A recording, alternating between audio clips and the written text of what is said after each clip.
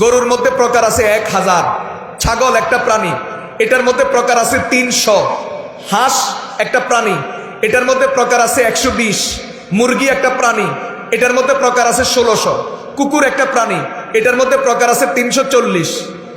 সুবহানাল্লাহ বলে। বিড়াল একটা প্রাণী, এটার মধ্যে প্রকার আছে 73। মাছ একটা প্রাণী, এটার মধ্যে প্রকার আছে 40,000-এর বেশি। পিঁপড়া একটা প্রাণী, এটার মধ্যে প্রকার আছে 22,000-এর বেশি। ব্যাঙ একটা প্রাণী, এটার মধ্যে প্রকার আছে 4,600। সাপ এটাও একটা প্রাণী, এটার মধ্যে প্রকার আছে 3,000-এর বেশি।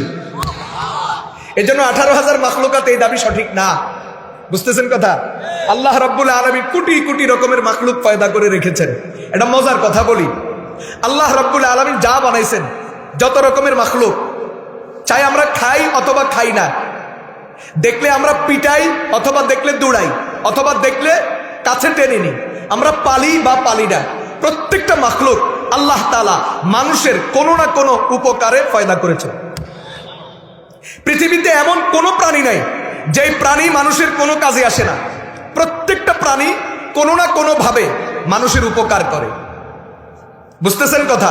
যেমন একবার সাধারণ একটা প্রাণী, যেই প্রাণীকে আমরা খুব ঘৃণা করি, নিকৃষ্ট মনে করি, কুকুর। এই কুকুর আমাদের পরিবেশের বন্ধু। এই পৃথিবীতে কোটি কোটি মানুষ বসবাস করে, এদের পচা গলা, ময়লা, আবর্জনা, বর্জ্য, বিভিন্ন রকমের বিষয়, আবার বিভিন্ন জীব জানোয়ার মরে। এই কুকুর এগুলো খেয়ে হজম করে, দূষণ কমায়। এই জন্য এখনো আবহাওয়া, আলো বাতাস পরিষ্কার আছে, স্বচ্ছ আছে। যদি কুকুর না থাকতো, এই পচা গলাগুলো যদি খাওয়ার মতো জীবজন্তু না থাকতো, তাহলে এই আলো বাতাস দূষিত হয়ে পৃথিবীতে মানুষ বসবাসের এই অবস্থা থাকতো না। মানুষ সব কলেরায় মারা যেত। কুকুর এটাও আমাদের কাছে আসে। একটা প্রাণী বড় নিরীহ, যার হাত নাই, পা নাই, হাড্ডি নাই, কাটা নাই, চোখও নাই।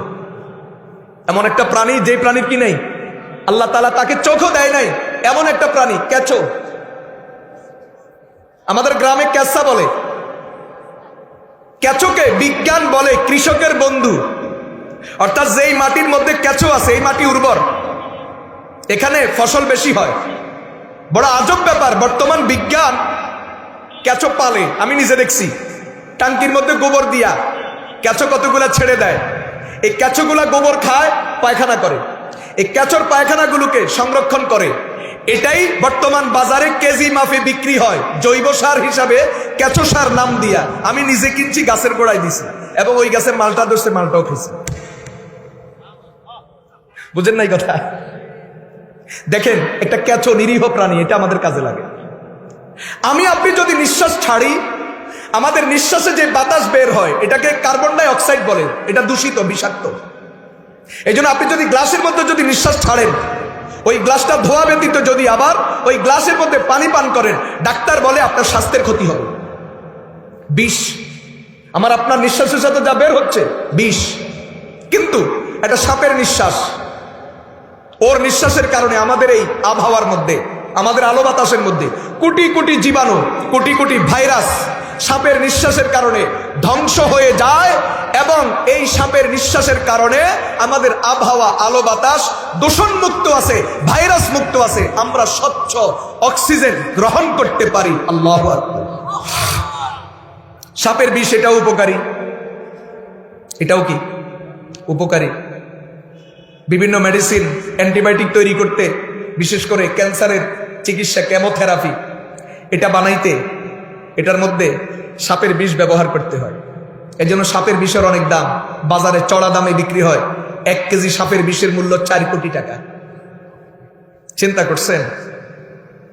এজন্য মুফতি শফি রহমতুল্লাহ আলাইহি তাফসীরে মারিফুল কুরআনের মধ্যে চমৎকার লিখছেন, नहीं है चीज़े निकम्मी कोई जमाने में, बुरा नहीं कोई चीज कुदरत के कारखाने में। ও দুনিয়ার মানুষ, যেটাকে তুমি কাজের মনে করো, যেটাকে তুমি কাজের মনে করো না, যেটাকে তুমি তোমার প্রয়োজন মনে করো, যেটাকে তুমি তোমার প্রয়োজন মনে করো না, তুমি মনে করো যেটা তোমার উপকারে আসে, তুমি মনে করো আরেকটা তোমার ক্ষতি করে। আল্লাহ তাআলা যা কিছু বানাইছেন একটা জিনিসও তোমার জন্য ক্ষতি নয়, সবকিছু তোমার জন্য উপকার আর উপকার। এজন্য কোরআনে কারীম পরিষ্কার বলে, হুয়াল্লাযী খালাকা লাকুম মা ফিল আরদি জামিআ। আল্লাহ তাআলা এই পৃথিবীতে যা কিছু বানাইছেন সব কিছু তোমার উপকারের জন্য বানাইছেন, সব কিছু তোমার কাজে আসে, সব কিছু তোমার কোনো না কোনো ভাবে কাজে লাগে। আল্লাহর দেওয়া সব কিছু তুমি ভোগ করবা, আর এটার বিনিময়ে তুমি আল্লাহর গোলামি করবা, আল্লাহকে সিজদা করবা। আল্লাহ তাআলা বলেন, ওয়া মা খালাকতুল জিন্না ওয়াল ইনসা ইল্লা লিয়াবুদুন। যা বানাইছি সব তোমাদের জন্য, আর তোমাদেরকে বানাইছি আল্লাহর ইবাদতের জন্য। মুসলমান ভাইরা, বন্ধুরা আমার, আল্লাহর দেওয়া সব নিয়ামত আমরা ভোগ করব, আর এটার বিনিময় স্বরূপ আল্লাহর ইবাদত করব। তো হিসাব বরাবর পরকালে আল্লাহর দরবারে কোনো নিয়ামতের কারণে হিসাব দেওয়া লাগবে না, জবাবদিহিতা লাগবে না। বিনা হিসাবে প্রত্যেকটা মানুষ জান্নাতে যাবে। মুসলমান ভাইরা, বন্ধুরা আমার, আপনি আল্লাহর থেকে নিবেন, আল্লাহকে দিবেন। আল্লাহর দেওয়া সব নিয়ামত আপনি ভোগ করবেন। আল্লাহর দেওয়া রিজিক, আল্লাহর দেওয়া অক্সিজেন, আল্লাহর দেওয়া আলো বাতাস, সব কিছু আপনি ভোগ করবেন, আর এটার বিনিময়ে আল্লাহকে ইবাদত দিবেন। তো হিসাব সমান সমান হয়ে যাবে। কেউ না হো রোজে আজল সে হো চুকি তকসীম কার, কেউ না হো রোজে আজল সে হো চুকি তকসীম কার। मैं हूं मालिक के लिए और कुल जहां मेरे लिए, मैं हूं मालिक के लिए और कुल जहां मेरे लिए। ये ज़मीं मेरे लिए है, आसमां मेरे लिए, ये ज़मीं मेरे लिए है, आसमां मेरे लिए, और है मसरूफ खिदमत कुल जहां मेरे लिए। बरकबर मेरे लिए है, हर समर मेरे लिए, बरकबर मेरे लिए है, हर समर मेरे लिए, हर चमन मेरे लिए, हर गुलसिता मेरे लिए। एक मेरी गम से है इस बज़्म आलम का फुरूक, वक्फ खिदमत है ये सब कौनो मक्का मेरे लिए। मेरी हस्ती में है मुज़मर हस्ती आलम का राज, है ये सब ईजाद शूरे कुन फका मेरे लिए। ও দুনিয়ার ভাইরা আমার, বন্ধুরা আমার, ও দুনিয়ার দোস্ত আহবাব, আল্লাহ রাব্বুল আলামিন আসমান বানাইছেন আমার জন্য, জমিন বানাইছেন আমার জন্য, চন্দ্র সূর্য আমার জন্য, গ্রহ নক্ষত্র আমার জন্য, রাত আমার জন্য, দিন আমার জন্য, আলো আমার জন্য, অন্ধকার আমার জন্য। এক কথায় যা কিছু আল্লাহ রাব্বুল আলামিন সৃষ্টি করেছেন সব কিছু আমার জন্য, আর আমি নিজে হলাম আল্লাহ তাআলার জন্য। কথা বলেন ঠিক কিনা? এজন্য হিসাব সমান। বলেন হিসাব কি? আল্লাহর দেওয়া সব কিছু ভোগ করবেন, আর এটার বিনিময়ে আল্লাহকে সেজদা করবেন। আল্লাহর দেওয়া সব কিছু ভোগ করবেন, এটার বিনিময়ে আল্লাহর গোলামি স্বীকার করবেন। পরকালে কিয়ামতে আল্লাহর দরবারে হিসাব দেওয়া লাগবে না, হিসাবের জন্য আপনাকে আটকানো হবে না, বরং বিনা হিসাবে রাস্তা ক্লিয়ার, সোজা জান্নাত। এজন্য মুফতি শফি রহমতুল্লাহ আলাইহি চমৎকার বলেছেন, কেউ না হো রোজে আজল সে হো চুকি তকসীম কার, क्यों ना हो रोजे अजल से हो चुकी तकसीम कार। मैं हूं मालिक के लिए और कुल जहां मेरे लिए, मैं हूं मालिक के लिए और कुल जहां मेरे लिए। এজন্য বড় নিমক হারাম। দুনিয়াতেই তো কথা আছে, নুন খায় যার গুণ গায়। আচ্ছা, আমি কিছু মনে করি না, আমি উদাহরণ দিতাম না, একদম সরি। যে লোক বিএনপি করে, সরকার ক্ষমতা আওয়ামী লীগ, বলেন তো আওয়ামী লীগ সরকার তারা চাকরি কি করবে? এই কথাটা তো বুঝেন, সোজা অঙ্ক তো। আচ্ছা ধরেন কোন একদিন যদি বিএনপি ক্ষমতায় আসে, কখনো যদি আসে, আর তখন আওয়ামী লীগের লোকেরা চাকরি পাইব না, এই কথাটা বুঝেন না কেন? সোজা সোজা অঙ্ক তো। আপনি দিবেন নিবেন, দলের জন্য দিবেন তো দল আপনাকে দিবে। আপনি দল করবেন না, দলের ভিতরে আসবেন না, দলের জন্য দিবেন না, দলের থেকে আপনি কিছু পাবেন না। এটাই তো হিসাব। ব্যাপারটা এমন। আল্লাহর গোলামি স্বীকার করবেন তো আল্লাহ তাআলা আপনার সবকিছুর জিম্মাদার হবেন, সবকিছু জিম্মাদারি নিবেন, এবং আপনার সবকিছুর সমাধান করবেনই করবেন ইনশাআল্লাহ। সোজা হিসাব। যদি আল্লাহর থেকে নিতে হয় আল্লাহকে দিতে হবে, আল্লাহ থেকে পেতে হলে আল্লাহকে কি করতে হবে? দিতে হবে। আল্লাহ রাব্বুল আলামিন তো অলরেডি সব দিয়ে রাখছেন, এখন শুধু আমার দেওয়ার দরকার। আল্লাহ তাআলা এই হাকিকত আমাদেরকে বুঝার তৌফিক দান করুন। কারি তৈয়ব সাহেব রহমতুল্লাহ আলাইহি এটা সুন্দর উদাহরণ দিয়েছেন। এটা মানুষ সুস্থ থাকার জন্য ঘুমানো দরকার, খাওয়া দরকার। আল্লাহ তাআলা মানুষকে দুনিয়াতে সুস্থ রাখার জন্য বাহ্যিক যত আসবাব দিয়েছেন তার মধ্যে একটা হলো ঘুম, বহুত বড় নেয়ামত। বরং খাবারের চেয়েও ঘুমের প্রয়োজনীয়তা অনেক বেশি। প্রিয় ভাইয়েরা আমার, একজন মানুষ সারা রাত ঘুমাইল, 6 ঘন্টা, 7 ঘন্টা, 8 ঘন্টা, 9 ঘন্টা, যতক্ষণ তার ঘুমানো দরকার, স্বাস্থ্যের সাথে যতটুকু মানায় ঘুমাইল। ঘুমানোর পরে যদি তার জিন্দিগিতে যদি ফজরের নামাজ থাকে, বুঝেন, সারা রাত ঘুমানোর পরে যদি, ঘুমের পরে যদি কি পাওয়া যায়, ফজরের নামাজ পাওয়া যায়, তাহলে কারি তৈয়ব সাহেব রহমতুল্লাহ আলাইহি পরিষ্কার বলছেন, আল্লাহ তাআলা এই বান্দাকে, যেই বান্দা সারা রাত ঘুমানোর পরে ফজরের নামাজ ঠিক রেখেছে, কিয়ামতের ময়দানে আল্লাহ তাকে একবারের জন্য প্রশ্ন করবেন না যে তুমি ঘুমায়া ঘুমায়া রাতটা পার করলা কেন। ফজরের খাতিরে আল্লাহ তাআলা ঘুমের হিসাব মাফ করে তাকে জান্নাত দিয়ে দেবেন। আল্লাহ তাআলা কোরআনে কারীমে বলেন, আলাম নাজআলিল আরদা মিহাদা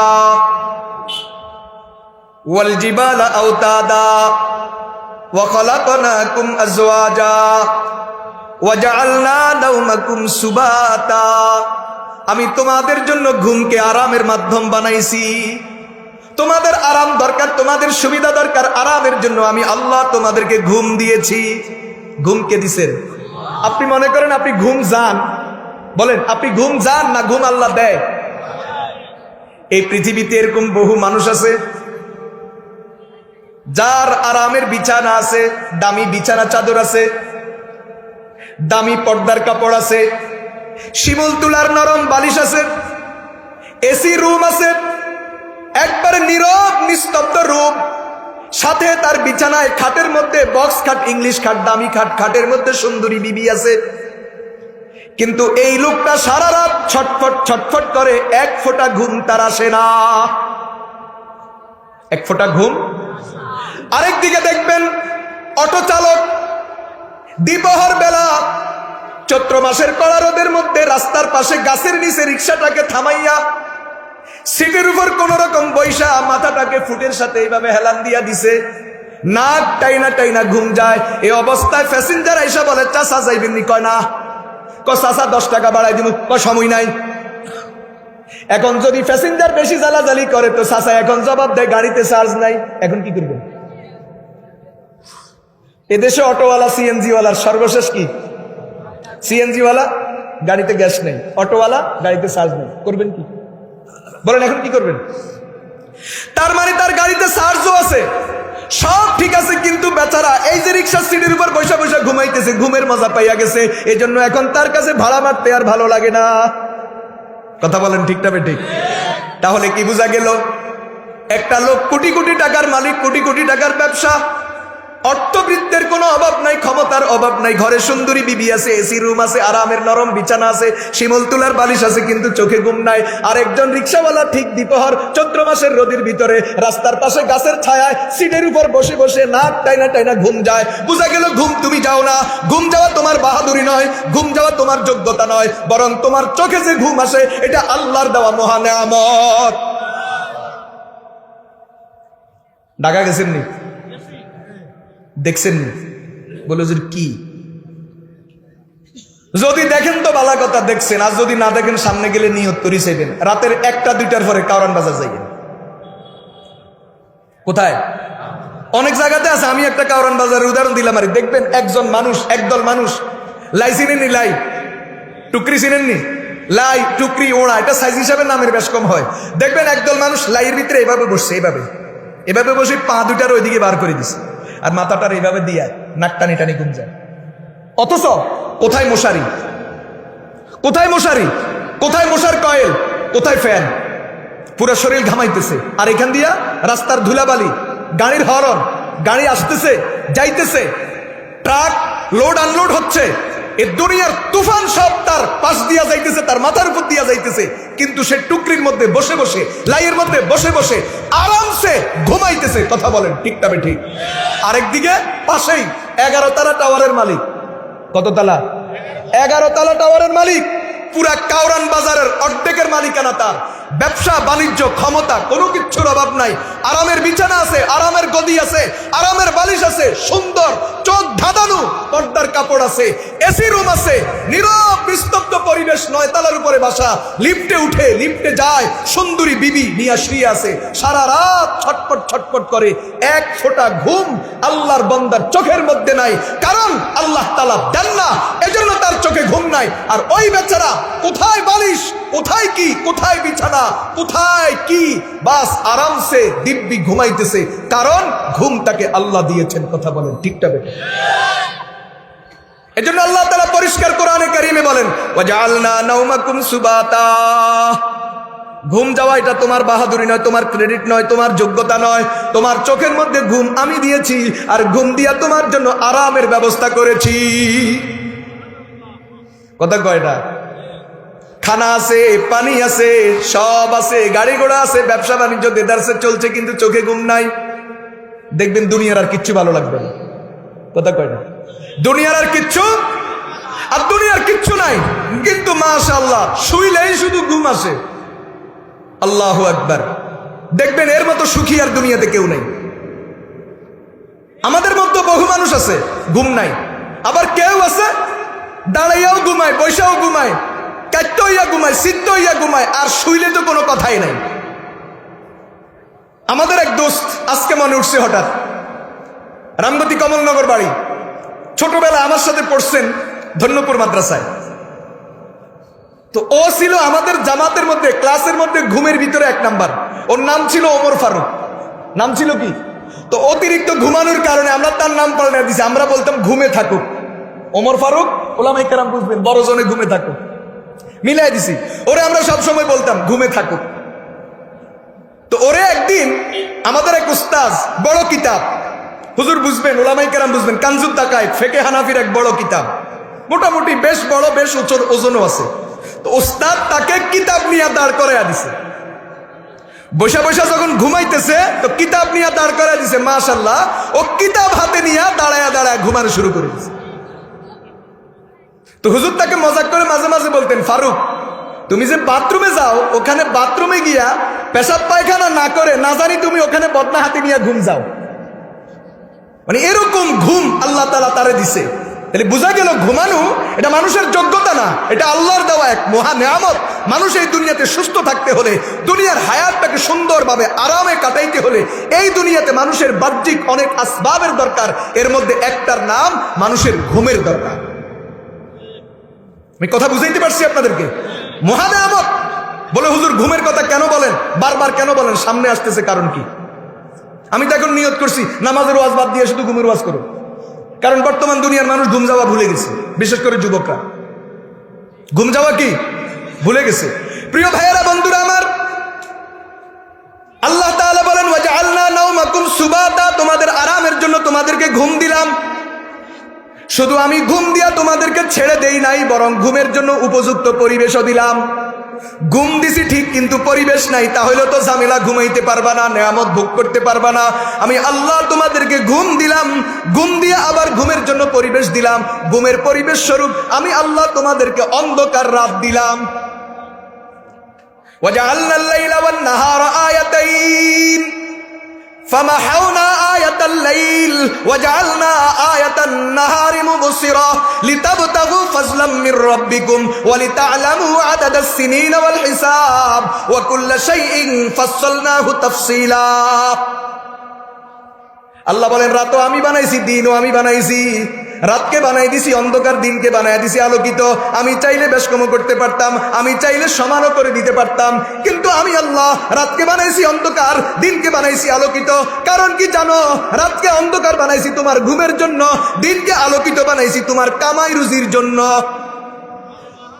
তোমার কামাই রুজিও দরকার, শুধু ঘুমাইলে হবে না। কথা বলেন না কেন? তোমার কামাই রুজিও দরকার, শুধু ঘুমাইলে হবে না। আবার শুধু কামাই রুজি হলে হবে না, তোমার ঘুমও লাগে। এই জন্য আমি রাতও দিয়েছি, দিনও দিয়েছি। রাতকে বানাইছি অন্ধকার, দিনকে বানাইছি আলোকিত। রাতের বেলায় ঘুমাইবা, দিনের বেলায় কামাইবা। কথা কয় না? রাতের বেলায় কি করবা? ঘুমাইবা। দিনের বেলায় কি করবা? কামাইবা। এজন্য আল্লাহ তাআলা বলেন, ওয়াজআলনাল লাইলা লিবাসা ওয়াজআলনান নাহারা মাআশা। রাত দিলাম অন্ধকার ঘুমানোর জন্য, দিন দিলাম আলোকিত কামাইয়ের জন্য। কারি তেব সাহেব রহমতুল্লাহ আলাইহি বলেন, ও দুনিয়ার মুসলমান, রাতের বেলায় ঘুমাইবা, দিনের বেলায় কামাইবা, দিনের বেলায় কামাইবা, রাতের বেলায় ঘুমাইবা। ঘুম আর কামাইয়ের মাঝে মাঝে আল্লাহর ইবাদত ঠিক রাখবা। কিয়ামতের ময়দানে একটাবার তোমাকে প্রশ্ন করা হবে না, কেন ঘুমাইলা, কেন কামাইলা, কেন জমাইলা, কেন খাইলা, কেন খাওয়াইলা, কেন সংসার করলা, কেন বাচ্চা জন্ম দিলা। প্রশ্ন করা হবে না, বিনা প্রশ্নে বিনা হিসাবে জান্নাত। বুঝতেছেন কথা? রাতের বেলায় ঘুমাইলা, দিনের বেলায় কামাইলা, ঘুমের পরে ফজর ঠিক, ঘুমের আগে এসা ঠিক। কথা কয় না? ঘুমের পরে ফজর ঠিক, ঘুমের আগে এসা ঠিক, কামায়ের মাঝে মাঝে জহুর ঠিক, আসর ঠিক, মাগরিব ঠিক। যদি তোমার সেজদা যদি ঠিক থাকে, মালিককে যদি তুমি ভুলে না যাও, তাহলে তোমার আর কোনো টেনশন নাই। তুমি দুনিয়াতে যা কিছু করছো সব বৈধ, আল্লাহ তাআলা তোমাকে মাফ করবেন, বিনা হিসাবে জান্নাত দিবেন। এই জন্য আমাদের একজন ইকবাল আছে, বড় চমৎকার কথা বলছেন। ইকবালের কথাটাকে আমি আমার ভাষায় বলি, আমি তো তোমাকে বলি না তোমার ব্যবসা বন্ধ করে দাও, আমি তোমাকে বলি না তোমার রাজনীতি বন্ধ করে দাও, আমি তোমাকে বলি না তুমি তোমার ক্ষেত খামার বন্ধ করে দাও। ব্যবসা বন্ধ, চাকরি বন্ধ, রাজনীতি বন্ধ, ক্ষেত খামার বন্ধ, চাষাবাদ বন্ধ, বিদেশ যাওয়া বন্ধ, সব বন্ধ করি, সবাই মাদ্রাসায় ভর্তি হয়ে যাও, অথবা সব বন্ধ করি, সবাই তাবলীগে চলে যাও, সবাই টঙ্গীর ময়দানে চলে যাও। এই কথা আমি তোমাকে বলি না, এটা বলবো না, বরং এটা কখনো যৌক্তিক কথা হতে পারে না। বরং আমি তোমাকে বলবো, তুমি চাকরি করো, চাইলে তুমি ব্যবসা করো, চাইলে তুমি রাজনীতি করো, চাইলে তুমি বিদেশে থাকো, চাইলে তুমি দেশে থাকো, চাইলে তুমি খেত খামার কাজ করো। তবে একটা কথা তোমারে বলি, যা মনে চায় তা করো, তবে শুধু আল্লাহকে ভুলা যাবে না। तुम शौक से कॉलेज में पढ़ो, फर्क में झूलो, तुम शौक से कॉलेज में पढ़ो, फर्क में झूलो, जायज है गुब्बारों में चढ़ो, चरखे में उड़ो, फिर एक सगुन बंदा ना चीज का सुनो, अल्लाह और उनके हकीकत को न भूलो। যেখানেই থাকো আল্লাহকে ভুলিও না। রাজনীতি করো, ওখানে রাজনীতি করে আল্লাহকে ভুলিও না। রাজনীতির ভিতরে আল্লাহকে স্মরণ করো, ব্যবসার মধ্যে আল্লাহকে স্মরণ করো, বিদেশের মধ্যে আল্লাহকে স্মরণ করো, খেত খামারের মধ্যে আল্লাহকে স্মরণ করো।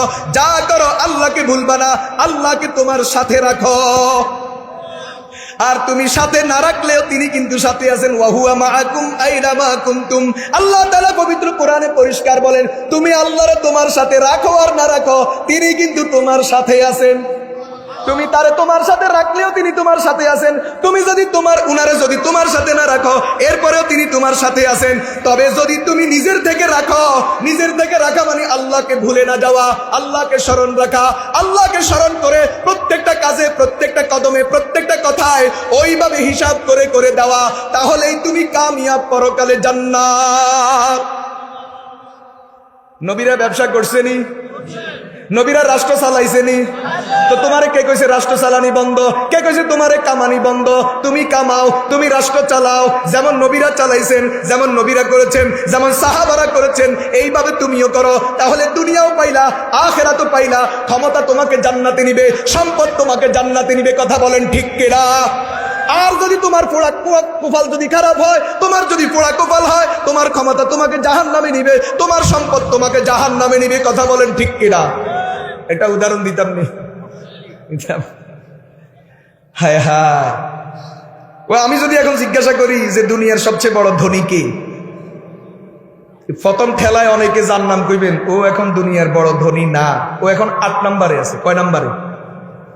বিল গেটসের কথা কইবেন তো? এটাই বলছিলেন, ও এখন 8 নম্বরে আছে।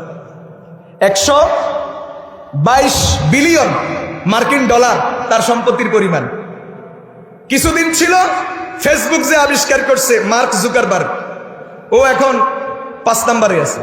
ওর সম্পত্তির পরিমাণ 179 বিলিয়ন মার্কিন ডলার। এরপরে ছিল ইলন মাস্ক, এই বেচারা এখন 2 নম্বরে গেছে গা, ওর সম্পত্তির পরিমাণ 204 বিলিয়ন মার্কিন ডলার। এখন আছে বার্নার্ড, জর্জ বার্নার্ড নামে এক লোক, বাড়ি তার ফ্রান্সে।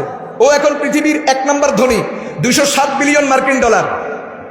কিন্তু আমি আপনারা এখন এমন একজনের গল্প শোনাবো, যিনি আজ থেকে 1450 বছর আগে এই যুগের, এই উম্মতের, এই নবীর একজন সাহাবী এবং মদিনার একজন ব্যবসায়ী ছিলেন, যার সম্পত্তির পরিমাণ বর্তমান বাজার মূল্য 528 বিলিয়ন মার্কিন ডলার। ইলন মাস্কের কত? 204। বার্নার্ডের কত? 207। বিল গেটসের কত? 122। মার্ক জুকারবার্গের কত? 179। সবগুলোর মিলান তো 528 হয়নি, ওর একাই ছিল 528 বিলিয়ন মার্কিন ডলার। এবং এ পর্যন্ত একজনই ফিস করে, ওরে কিন্তু কেউ ফিস করতে পারে নাই। কে তিনি? নবীর সাহাবী আশারায়ে মুবাশশারার একজন হযরত আব্দুর রহমান ইবনে আউফ রাদিয়াল্লাহু তাআলা আনহু। এবারে জান্নাতি, কথা বলেন, জান্নাতি না জাহান্নামী? জান্নাতি কয় নম্বর সিরিয়াল? 23,21,792 নম্বর সিরিয়াল। আরে কইলাম আর কি একটা সংখ্যা, 23,21,792 নম্বর সিরিয়াল। কত নম্বর? আল্লাহ রাসূল সিরিয়াল বলে দিয়েছেন। قال النبي صلى الله عليه وسلم أبو بكر في الجنة وعمر في الجنة وعثمان في الجنة وعلي في الجنة وطلحة في الجنة والزبير في الجنة وعبد الرحمن بن عوف في الجنة। আল্লাহর নবী আশারায়ে মুবাশশারা কারা এদের সিরিয়াল বয়ান করেছেন। আল্লাহর নবী সিরিয়াল যেইভাবে বলেছেন এটাই হলো জান্নাতে যাওয়ার সিরিয়াল। কেউ কারো সিরিয়ালকে ক্রস করতে পারবে না। আল্লাহর নবীর হাদিসের ভাষ্য মতে 528 বিলিয়ন মার্কিন ডলারের মালিক আব্দুর রহমান ইবনে আউফ রাদিয়াল্লাহু তাআলা আনহু 7 নম্বর জান্নাতি। তাহলে সম্পদ কোনায় নিয়ে গেছে? তো তোমার সম্পদ তোমার জাহান্নামে নাই কা? তোমার কপাল খারাপ। কারুন রে তার সম্পদ কোথায় নিছে? আর হযরত আব্দুর রহমান ইবনে আউফকে তার সম্পদ কোথায় নিছে? আচ্ছা, ফেরাউনের তার ক্ষমতা কোথায় নিছে? আর হযরত ইউসুফ আলাইহিস সালামকে উনার ক্ষমতা কোথায় নিছে? সুলাইমান আলাইহিস সালামকে উনার ক্ষমতা কোথায় নিছে? বাদশা জুলকারনাইনকে তার ক্ষমতা কোথায় নিছে? কারুন আর নমরুদকে তার ক্ষমতা কোথায় নিছে? বুঝা গেল ক্ষমতার দোষ না, বেটা দোষ তোর। তুই কেমনে ক্ষমতা লইছত, কেমনে চালাইছত, ব্যাপার হইলো এটা। কথা কয় না। সম্পদ কেমনে কামাইছো, কেমনে খরচ করছো, ব্যাপার হইলো এটা। যদি কামাইয়ের রাস্তা ঠিক থাকে, খরচের রাস্তা ঠিক থাকে, সম্পদ তোমাকে জান্নাতে নিবে, যেমন নামাজ রোজা তোমাকে জান্নাতে নেয়। ক্ষমতা নিছো কেমনে, চালাইছো কেমনে, নেওয়ার রাস্তার সালানি রাস্তা যদি ঠিক থাকে, ক্ষমতাও তোমাকে জান্নাতে নিবে, যেমন নামাজ রোজা জান্নাতে নেয়। যদি নেওয়া উল্টা হয়, সালানি উল্টা হয়, ক্ষমতা তোমাকে জাহান্নামে নিবে, যেমন চুরি ডাকাতি আর জেনাবে বিচার মানুষকে জাহান্নামে নেয়। টাকা কামানির রাস্তা আর খরচের রাস্তা যদি উল্টা হয়, এই সম্পদ তোমাকে জাহান্নামে নিবে, যেমন চুরি ডাকাতি আর জেনাবে বিচার মানুষকে জাহান্নামে নেয়। এই কথার বাহির আর কি আছে বলেন? এখন সবাই মিলে একটা দোয়া করবেন নি, যে আজকের পর থেকে দোয়া করেন আল্লাহ তাআলা যেন বাংলাদেশের আগামীতে যারা ক্ষমতায় আসবে ওদেরকে ক্ষমতা দিয়ে জান্নাত কামানোর তৌফিক দান করেন। বলে হুজুর হেতা গলায় দোয়া করি, আমাদের কি লাভ? এরিও মানুষ লাভে লোয়ার যাবে না কেন? যদি ক্ষমতাসীনরা ক্ষমতা দিয়া জান্নাত কামায়, তাহলে ওই দেশের জনগণ দুনিয়াতে থাকতেই জান্নাতের নেয়ামত ভোগ করা শুরু করে। কারণ যেই ক্ষমতাসীন ক্ষমতা দিয়া জান্নাত কামাবে, সে চুরি করবে, দুর্নীতি করবে, ডাকাতি করবে, মানুষের বুকে গুলি চালাইবে, গলায় ছুরি চালাইবে, আইন বানায় মানুষের হয়রানি করবে। কথা কয় না? অপরাধীরে জামাই আদরে রাখবো, আর নিরপরাধের কোমরে দড়ি লাগাই গরুর মতো আদালতে তুলব। কি করব? কথা বলেন। তাহলে দেশে যদি ন্যায় বিচার থাকে, ইনসাফ যদি থাকে, সুশাসন যদি থাকে, তাহলে ওই দেশের জনগণ দুনিয়াতে থাকতেই জান্নাতের সুখ লাভ করে। এজন্য দোয়া করা দরকার, আগামীর বাংলাদেশে যারা রাষ্ট্র ক্ষমতা আসবে, আল্লাহ তাআলা যেন তাদেরকে ক্ষমতা দিয়া রাষ্ট্র চালাইয়া আল্লাহ যেন তাদেরকে জান্নাত কামানোর তৌফিক দান করে। কারণ তারা যদি তাদের ক্ষমতা দিয়া রাষ্ট্রনীতি দিয়া যদি জান্নাত কামাইতে পারে, তো আমরা নিরীহ জনগণ যারা, আমরা দুনিয়াতেই জান্নাতের সুখ লাভ করা শুরু করব। আর ক্ষমতাসীনরা যদি ক্ষমতা দিয়া জাহান্নাম কামায়, তো উনারা তো জাহান্নাম কামাইবে পরকালে, আমরা কিন্তু দুনিয়াতে থাকতেই জাহান্নামের আযাব ভোগ করা শুরু করে দিব। আমি কথা বুঝাইতে পারছি আপনাদেরকে? প্রিয় ভাইয়েরা, বন্ধুরা, আমার কথা অন্যদিকে চলে গেল। কথা বলতেছিলাম আল্লাহর দেওয়া নিয়ামত ভোগ করবেন, তার বিনিময়ে আল্লাহকে সেজদা করবেন, হিসাব সমান। পরকালে আল্লাহর দরবারে কোনো জবাবদিহিতা লাগবে না। বিনা জবাবদিহিতায় আল্লাহ তাআলা প্রত্যেকটা মানুষকে জান্নাত দিয়া দিবে তার ইবাদতের খাতিরে। এজন্য আল্লাহ তাআলা বলেন, হুয়াল্লাযী খালাকা লাকুম মা ফিল আরজি জামিআ, সব তোমাদের, আর তোমরা কার? ওয়ামা খালাকতুল জিন্না ওয়াল ইনসা ইল্লা লিয়াবুদুন, তোমরা হইলে আমার, সব আমাদের, আমরা তার।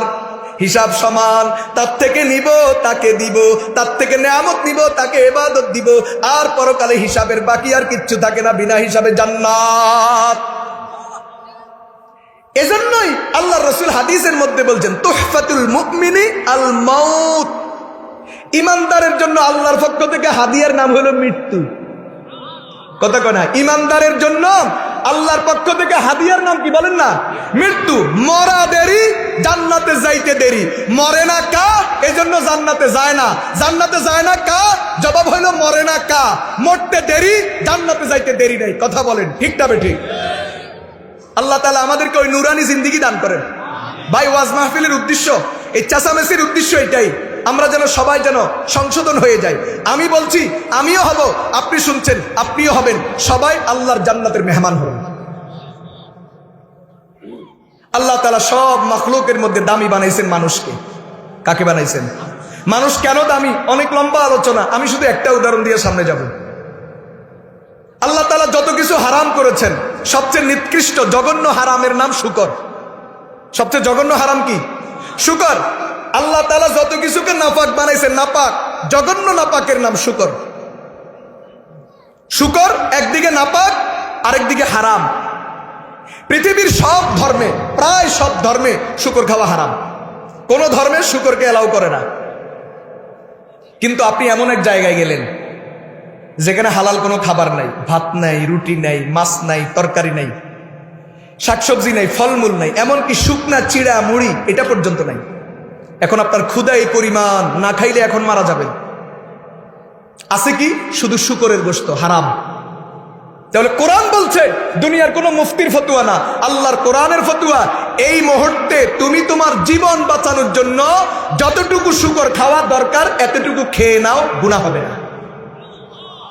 ইন্নামা হাররামা আলাইকুমুল মাইতাতা ওয়াদ-দামা ওয়া লাহমাল খিনজির ওয়া মা উহিল্লা বিহি লিগাইরিল্লাহ ফামান ইসতুররা গায়রা বাগিন ওয়ালা আদিন ফালা ইসমা আলাইহি ইন্নাল্লাহা গফুরুর রহিম।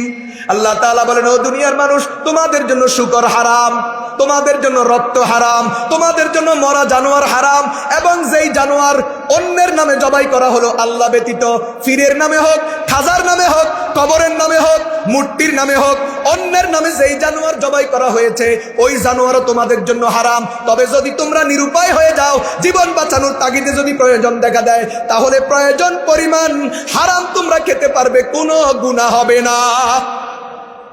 এখান থেকে বুঝেন আল্লাহর কাছে মানুষের জীবনের কত দাম।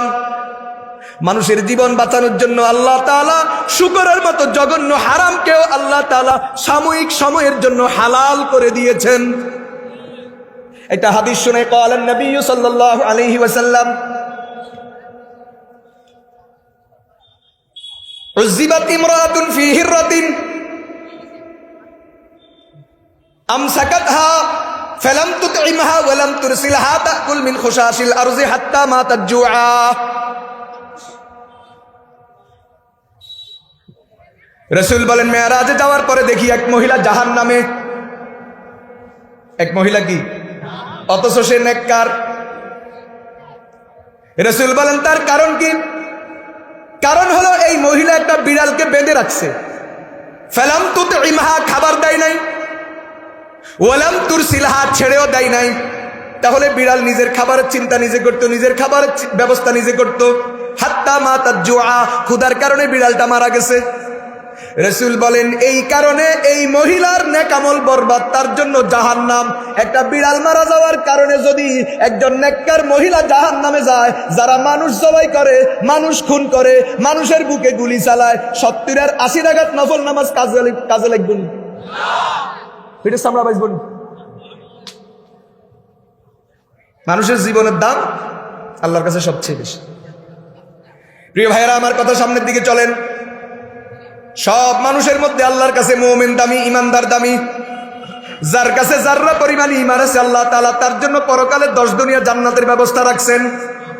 আব্দুল্লাহ ইবনে উমর রাদিয়াল্লাহু তাআলা আনহুমা বলেন, রাআইতুন নবিয়্য সাল্লাল্লাহু আলাইহি ওয়াসাল্লাম ইয়াতুফু বিল কাবাতি ওয়া ইয়াকুল, আমি রাসূলকে দেখেছি, রাসূল কাবা তাওয়াফ করেন আর কাবার সাথে কথা বলেন। কার সাথে কথা বলেন? কাবার সাথে কথা কেমনে বলে? এটা তার ঘর। আপনারা হজ ওমরাতে গেছেন না? হজে গেছেন নি? ওমরাতে গেছেন নি? তো দেখছেন এটা একটা ঘর, এটার সাথে কথা কেমনে বলে? এটার একবারে সোজা সিম্পল একটা জবাব, সেটা হলো আল্লাহ বলাইলে বলতে পারে। বলেন, আল্লাহ বলাইলে আপনার জন্য অসম্ভব, আল্লাহর জন্য কোনো ব্যাপার না। যেমন মানুষ দুনিয়াতে হাঁটে কি দিয়া? পা দিয়া। দাঁড়ায় কিসের উপর? পায়ের উপর। কিন্তু আল্লাহ তাআলা কোরআনে কি বলেন? ওয়ানাহশুরুহুম ইয়াওমাল কিয়ামাতি আলা বুজুহিহিম সুম্মান ওয়া বুকমান ওয়া উমিয়া। কিয়ামতের দিন বেঈমান যারা, কাফের যারা, আমি তাদেরকে অন্ধ বানাইয়া, বধির বানাইয়া, বোবা বানাইয়া তাদেরকে তাদের চেহারার উপর দাঁড় করাবো। ক্বালু ইয়া রাসূলুল্লাহ কাইফা ইয়াকুমু আহাদুহুম আলা ওয়াজহি। সাহাবায়ে কেরাম প্রশ্ন রাখলেন, ইয়া রাসূলুল্লাহ, মানুষ চেহারার উপর কেমনে দাঁড়াবে? আল্লাহর রাসূল সোজা জবাব দিলেন, ইন্নাল্লাযী আমশাহুম আলা আরজুলিহিম কাদিরুন আলা আন ইমশিয়াহুম আলা বুজুহিহিম। যে আল্লাহ মানুষকে দুনিয়াতে পায়ের উপর দাঁড় করাইতে পারে, ওই আল্লাহ চাইলে পরকালে মানুষকে চেহারার উপর দাঁড় করাইতে পারেন। এখন মানুষ কথা বলে, জীব জানোয়ার কথা বলেনি, গাছপালা কথা কয়নি, কিন্তু হাদিসের মধ্যে আছে কিয়ামতের আগে গাছে কথা বলবে, পাহাড় কথা বলবে, পাথর কথা বলবে, দেয়াল কথা বলবে। এটা ছাড়া কিয়ামত হবে না। তো তখন বলবে কেন? সোজা জবাব আল্লাহ বলাবেন। এখন বলে না কেন? সোজা জবাব আল্লাহ বলায় না। এটা মানুষের জিহ্বা 2.5 থেকে 3 ইঞ্চি লম্বা। দেখেন মানুষের জিহ্বা দিয়ে কত রকমের কথা বলে, এক একজনের কথা এক এক স্টাইল। কারো কথার কারণে কলিজা ঠান্ডা হয়ে যায়, আসেনি? আর কারো কথার কারণে কলিজায় আগুন ধরে যায়, কথা কয় না। এই দেশে এরকম বহু হুজুর আছে যারা ওয়াজ করলে পাবলিক কাঁদতে কাঁদতে শেষ, কথা কয় না। আর এই দেশে এরকম হুজুর আছে 2-4 মিনিট এইভাবে এইভাবে দিলে ক্ষমতাসীনদের চেহারে আগুন জ্বলে। সব কিসের বাহাদুরি? হযরত আলী রাদিয়াল্লাহু তাআলা কি বলছেন শুনবেন? আল্লাহ তাআলা মানুষের দেহের ভিতরে এমন একটা অঙ্গ দিছে যার মধ্যে হাড্ডি নাই, যার মধ্যে কাটা নাই, তুলতুলে নরম, ছোট্ট একটা গোশতের টুকরা, কিন্তু এটার পাওয়ার দুনিয়ার সব অস্ত্রের চেয়েও বেশি। যারা হাতুস সিনানি লাহালতিয়ামু ওয়ালা ইয়ালতামু মা জারাহাল লিসানু। অস্ত্র দিয়ে আঘাত করলে, অস্ত্র দিয়ে কোবায়া দিলে, ব্যান্ডেজ করলে মিলে যায়, কিন্তু কেউ যদি কাউকে জিহ্বা দিয়ে আক্রমণ করে, কথা দিয়ে যদি আক্রমণ করে, এটা মানুষ জীবনে কখনো ভুলতে পারে না।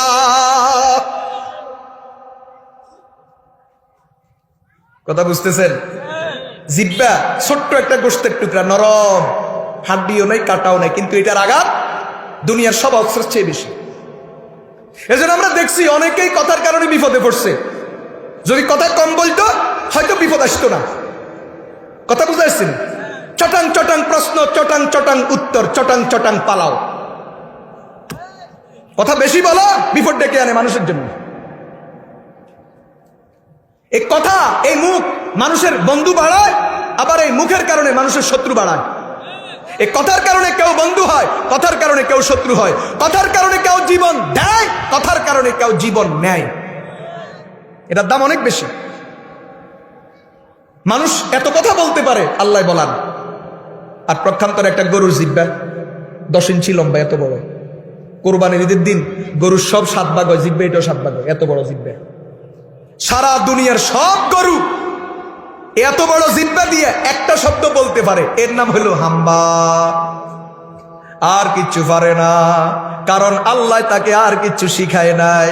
আর মানুষ এই জিহ্বা দিয়ে হাজার কথা বলে, কারণ আল্লাহ মানুষকে শিখাইছেন। কথা বলেন ঠিক কিনা? যাই হোক, কথা অন্যদিকে চলে গেল। রাসূল বাইতুল্লাহকে লক্ষ্য করে বলেন, মা আযামাকি ওয়া আযামা হুরমাতাকি ওয়া মা আতয়াবাকি ওয়া আতয়াবার রিহাকি ওয়াল্লাযী নাফসু মুহাম্মাদিন বিয়াদিহি লা হুরমাতুল মুমিনি আযামা হুরমাতান ইনদাল্লাহি মিনকি। তোমার অনেক দাম। লক্ষ লক্ষ মানুষ তোমার দিকে ফিরি নামাজ পড়ে, লক্ষ লক্ষ মানুষ তোমার তাওয়াফ করে, কিন্তু ও বাইতুল্লাহ, তুমি জানোনি তোমার মতো হাজারো বাইতুল্লাহ চেয়ে আল্লাহর কাছে একজন ইমানদারের দাম বেশি। আর ইমানদারের দাম বেশি মানে কি? রাসূল ব্যাখ্যা করে দেন, না হলে তো তুমি তোমার মতো করে ব্যাখ্যা করবা। তোমার মতো ব্যাখ্যা করার কোনো সুযোগ নাই। রাসূল ব্যাখ্যা দিয়ে দিয়েছেন, দামুহু ওয়া ইজ্জুহু ওয়া মালুহু, অর্থাৎ ইমানদারের জীবন, ইমানদারের সম্পদ এবং ইমানদারের সম্মান, 3টা জিনিস প্রত্যেকটাই হাজারো বাইতুল্লাহ চেয়ে দামি।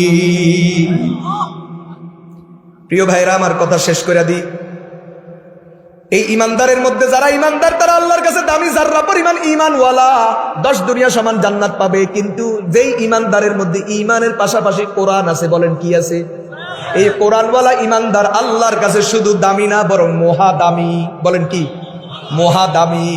মুসলমান ভাইরা বন্ধুরা আমার, কথা বুঝার আগে একটা কথা শোনাই। হযরত হাসান বসরি রাহমাতুল্লাহ আলাইহি তিনি বলছেন, তাফাক্কাদুল হালাওয়াতা ফি সালাস। ও দুনিয়ার মানুষ, দেখো তিনটা জিনিস তোমার কাছে ভালো লাগে কিনা, তিনটা জিনিসের ভিতরে মজা পাও কিনা। তাফাক্কাদুল হালাওয়াতা ফি সালাস, তিনটা জিনিসের ভিতরে মজা পাও কিনা দেখো। যদি তিনটা জিনিসের ভিতরে মজা পাও, ফাইন তাজিদুহা, যদি তিন জিনিসের ভিতরে মজা পাও তাহলে ফামজু, এটা চালাইতে থাকো। ওয়া আবশিরু, এবং আল্লাহর রহমতের সুসংবাদ গ্রহণ করতে থাকো। ওয়া ইল্লাম তাজিদুহা, তিন জিনিসের ভিতরে যদি মজা খুঁজে না পাও, ফালাম আন্না বাবাকা মুগলাকুন, তো বুঝবা তোমার জন্য আল্লাহর রহমতের দরজা বন্ধ হয়ে গেছে। যার কাছে তিনটা জিনিস ভালো লাগে তার জন্য আল্লাহর রহমতের দরজা খোলা, যার কাছে তিন জিনিস ভালো লাগে না তার জন্য আল্লাহর রহমতের দরজা চিরতরে বন্ধ। 1 নম্বর ফিস সালাত, নামাজ ভালো লাগেনি। 2 নম্বর ফিল কোরআন, কোরআন ভালো লাগেনি। 3 নম্বর ফিস জিক্রি, জিকির ভালো লাগেনি। বলেন কয়টা? নামাজ, কোরআন, জিকির। বলেন নামাজ, কোরআন, জিকির, জিকির, কোরআন, নামাজ। যদি তিনটা জিনিস ভালো লাগে বুঝবা তোমার জন্য আল্লাহর রহমতের দরজা খোলা, আর তিনটা জিনিস যদি ভালো না লাগে বুঝবা তোমার জন্য আল্লাহর রহমতের দরজা বন্ধ। প্রিয় ভাইরা আমার, তাহলে আল্লাহ তাআলা মানুষকে দামি বানান কি দিয়া? কোরআন দিয়া, ঈমান দিয়া। আমরা কোরআন আর ঈমানের মাধ্যমে দামি হতে চাই তো ইনশাআল্লাহ।